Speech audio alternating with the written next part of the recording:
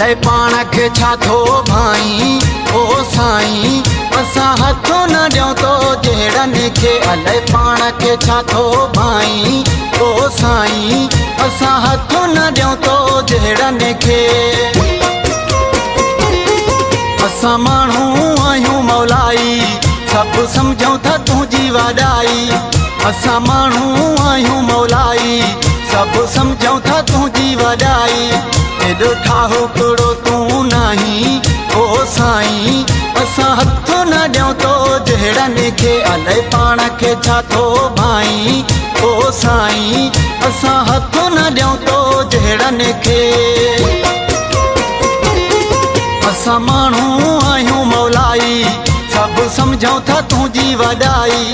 असां माण्हू आहियूं मौलाई सभु सम्झूं था तुंहिंजी वॾाई एॾो ठाहो कहिड़ो तूं नाही ओ साईं असां हथ न ॾियूं तो जहिड़नि खे अलाए पाण खे छा थो भाई ओ साईं असां हथ न ॾियूं तो जहिड़नि खे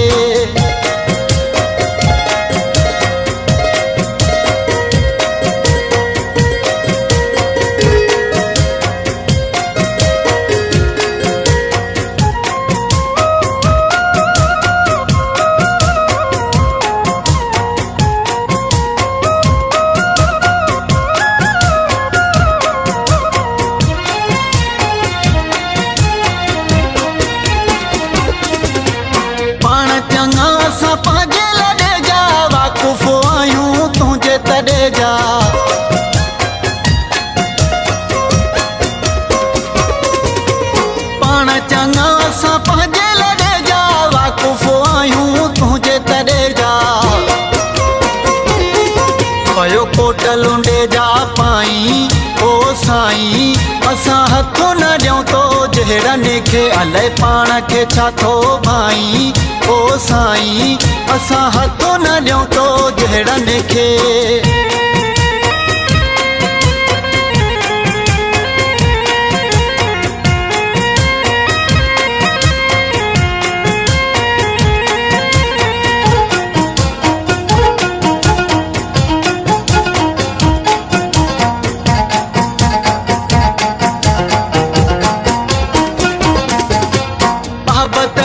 असां ॿोली ॻाल्हायूं जहिड़े तहिड़े खां डिॼंदा न आहियूं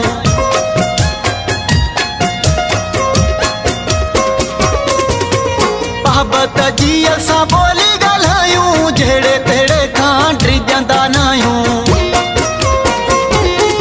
पयो वक़्तु छो पंहिंजो विञाई ओ साईं असां हथ न ॾियूं तो जहिड़नि खे अलाए पाण खे छा थो भाई ओ साईं असां हथ न ॾियूं तो जहिड़नि खे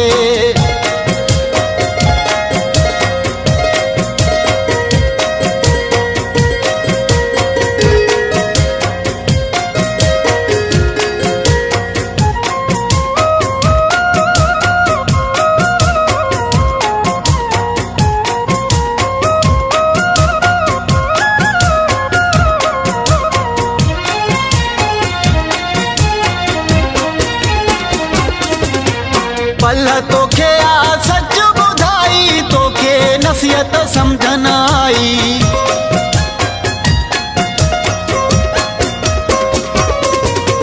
पल तोखे आ सच ॿुधाई तोखे नसीहत सम्झ न आई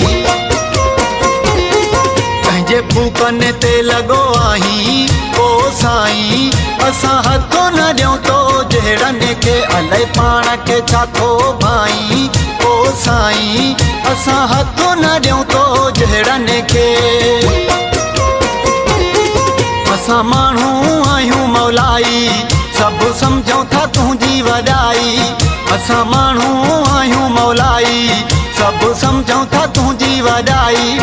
एॾो ठाहु कहिड़ो तूं नाही ओ साईं असां हथ न ॾियूं तो जहिड़नि खे अलाए पाण खे छा थो भाई ओ साईं असां हथ न ॾियूं तो जहिड़नि खे